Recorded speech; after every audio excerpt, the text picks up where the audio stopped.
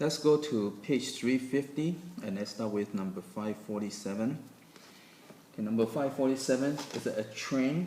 It's 1,000 feet long.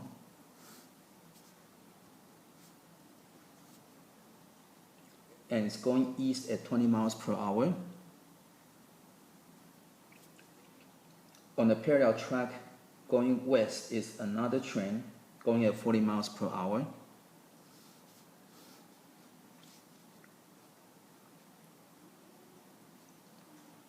If the train takes 30 seconds for each other to pass each other completely, so that means this has to go all the way to here. So this will go all the way to here and take 30 seconds.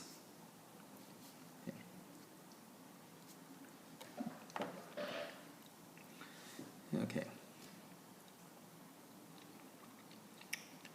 So notice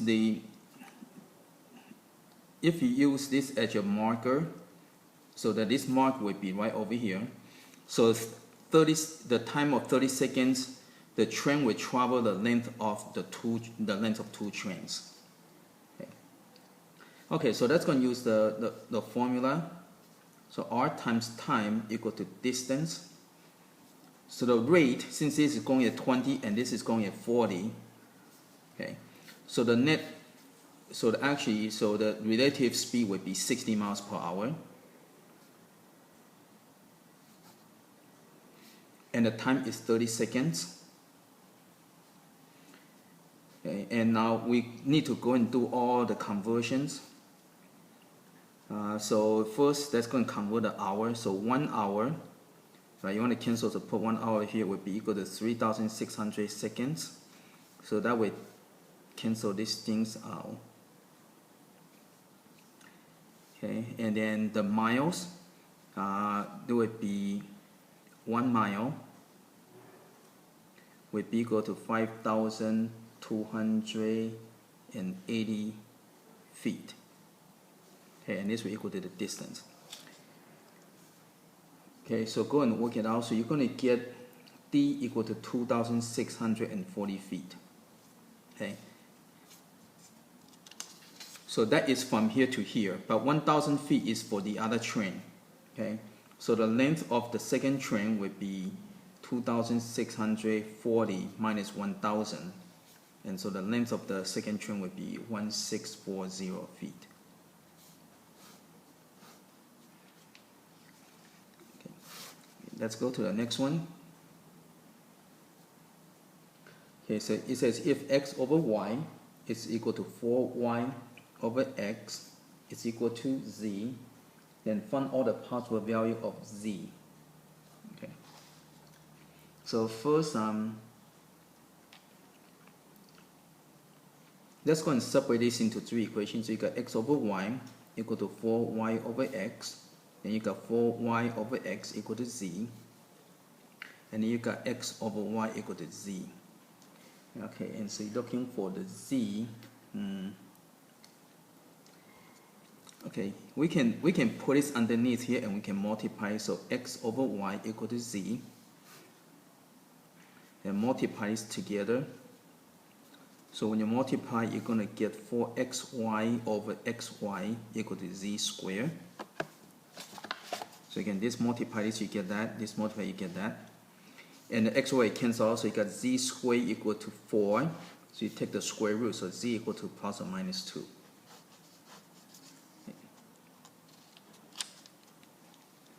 Okay, let's go to the next one.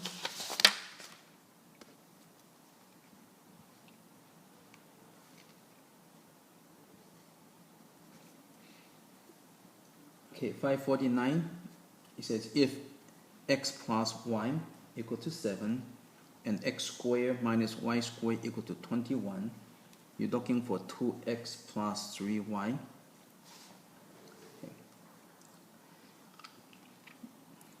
Okay, so this is not one of the shortcut things, but we can go and do the quick factoring because there's a sum over here, so we can factor this into conjugate.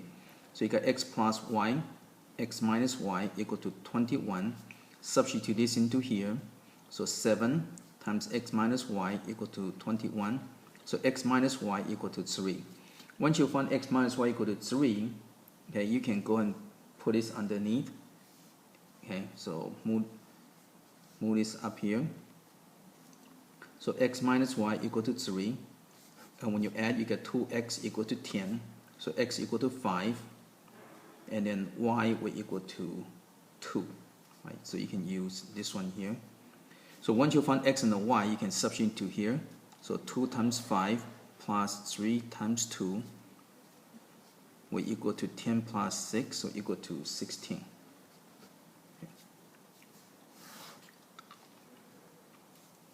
Okay, let's go to 550. Okay, 550 is a total cost to produce 10 units. So the 10 units will cost $40, and 20 units would be $70. Okay, that's right, better. And this is the linear. So these are linear related. So find the total cost of producing 25 units. Okay. Now there are a couple ways we can do this. One is by using these two information, you can find the equation, but it's unnecessary because since this is linear, it will be proportional. So all you have to just find a ratio. So this is plus 30, this is plus 10, right? So the plus 10 give you that, this plus 30. So this is going to be 3 times as that. So from here it will be plus 5. Okay. Now since this is going to be 3 times as that, this will be 3 times as that. So the increment is 5, so this will be plus 15. And so 70 with the increment of 15, the x will equal to 85. So this is the quick way of doing it since it is linear and it's proportional. Now if it's not linear, then you have to go and look for the equation. Okay. And so to look for equation, you will have the xy, right? So you're gonna have the 1040, and then you have the 2070. So you got 2 points. So first you find the slope, right? So you got y2 minus y1 and all that, but it's kind of lengthy. It's quicker to do it this way.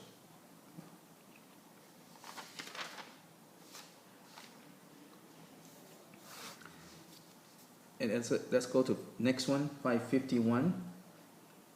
It says the measure of the interior angle of the convex polygon of n side, arithmetic progression.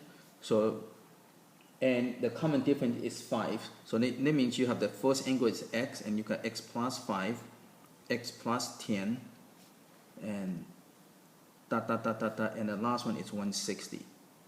Okay. And so what is n? So how many angles are in here? Okay, so since it's arithmetic progression, we can use the arithmetic formula. So T of n equal to T1 plus D times n minus 1. Okay. And you can substitute all this stuff in here. So T of n, the last one is 160.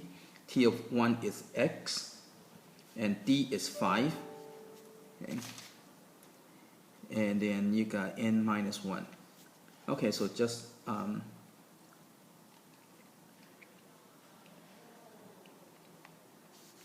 so you can go and work this out as far as you can. So 160 equal to x plus 5n minus 5. And then you can move all these things over. So x will equal to 165 minus 5n. Okay, so that's what we got so far. The next, what we can do is, next information is we can get it from the sum of the angle. So when the polygon, the sum of the angle will equal to, well first this series, okay? So when you add all these total angles together, would be n over 2. Now you pair up, so it'll be 160 plus x, okay?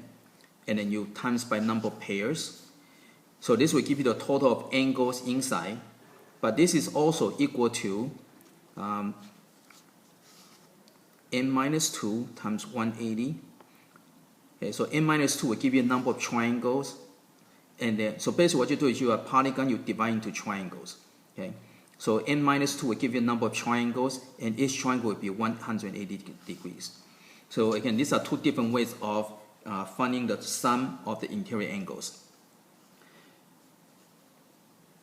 Okay, so let's go and simplify this. So n over 2 times 160 plus x equal to 180n minus 360. And let's get rid of the 2. Okay, so multiply by 2 to get rid of the fraction. So you have n times, I'm going to put a variable in the front. And this will give you 360n minus 720. Multiply out, so you got nx plus 160n equal to 360n minus 720. And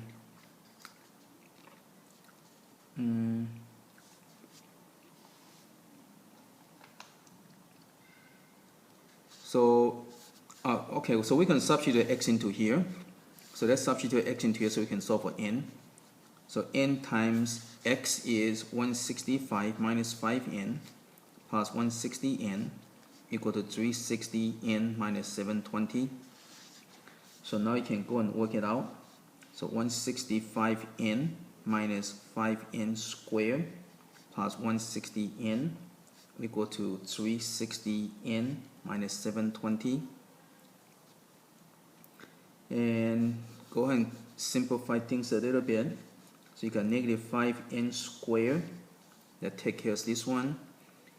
And then this week, okay, so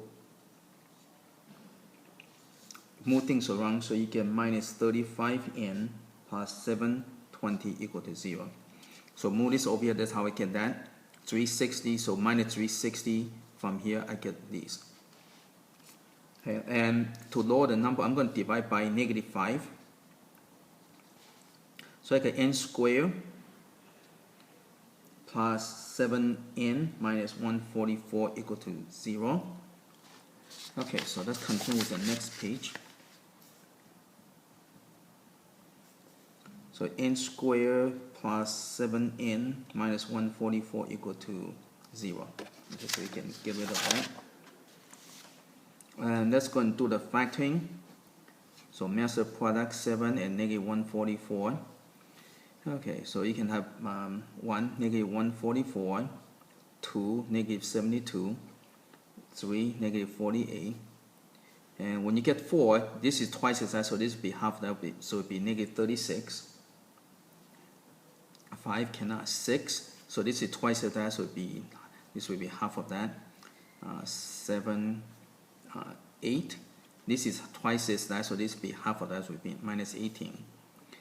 8, 9, so this is 3 times as that, so this will be 1/3 of that, would be negative 16. And once we get that, this will give you negative 7, so we need to switch, so it will be negative, so it will be 16, negative 9. Okay. So put up here, so it will be plus 16 minus 9. So you got n equal to negative 16, so this one is no good. And so you got n equal to 9, and that's it.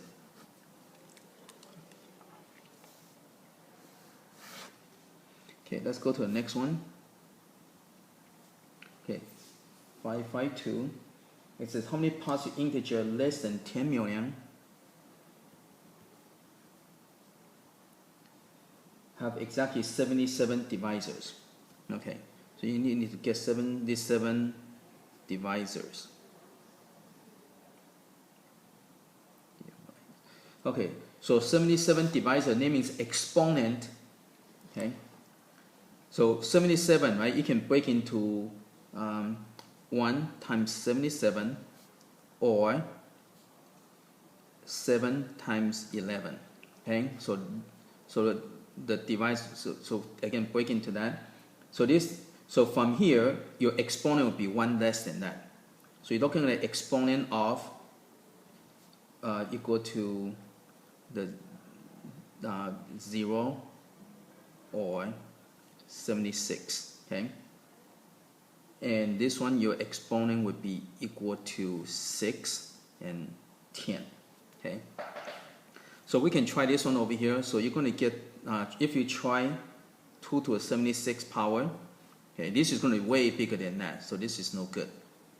Okay, and for this one you can try 2 to the 6 and 3 to the 10. Okay, so you can check it out. So this one is fine, and you can try 2 to the 10, 3 to the 6. Now this one also good. Then you can try different combinations. You can try 2 to the 10, and you can increase the numbers. So it'll be 5 to the 6. So this is no good already. So once you reach 5, it's going to be too big already. Okay? So there are only 2 solutions. So there are only 2. So there would be only 2 integers less than that have a 77 divisor. So answer is 2. So these two, we have a 77 divisors, and it's less than 10 million.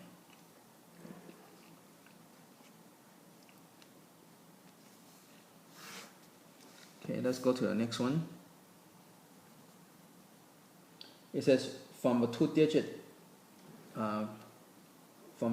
number n, we subtract the number with a digit reverse. We find that the result is positive perfect square. How many such n is true? Okay, so this is a digit problem. So the original number, the number n has 2 digits, so t and a u, and the reverse we have the unit digit and the 10 digit, right? Okay. So this number will equal to 10t plus u, and the reverse will equal to 10u plus t. Okay, so now it says, so that when the 2-digit number n is subtracted from the digit reversed, okay, so that means the r minus n, so when n is subtracted from the digit reverse, and the result is a perfect cube. Okay, I'm going to call it C for cube. Okay. And then from here, again, you can substitute, so you got 10u plus t minus 10t plus u equal to a cube. Okay, okay, so go and work it out. So you're going to get 9t minus 9u equal to cube. Okay, and if you factor the 9, so you got 9, so you can t minus u equal to cube. Now if you notice, the 9 is a 3 square. Okay, so that means this also has to be a 3, right, in order to make a cube. Again, this is a cube, so you will have a square, so this must be equal to 3. So from here, you can see that t minus u must equal to 3. Okay, now when t minus u equal to 3, you can do the checking, right? So you can have the 4 1, and you can have the 5 2, 6 3, 7 4, 8 5, and 9 6. Okay. Okay, so you got 1 2 3 4 5 6. So answer is 6. Okay. Now in the book answer is 7 because they have the 3 0. In the book it kind of includes a 3 0. But I kind of disagree with that because you cannot have a 3 0 and reverse end up with 0 3 because you cannot write 0 first, right? Okay. So technically I kind of exclude that. Okay, that's why I give the answer of 6. But if you're including the 3 0 to reverse into 0 3, which I kind of hesitant to do that, then you get a 7. Okay. So again, that's a reason for the different answer from the book. Again, if you allow 3 0, then you get answer, then you get 7. But if you don't allow the switching of 3 0 into 0 3, right? Because again, reverse, you're going to get 0 3, which is kind of not allowed. So they will get 6 instead. Okay.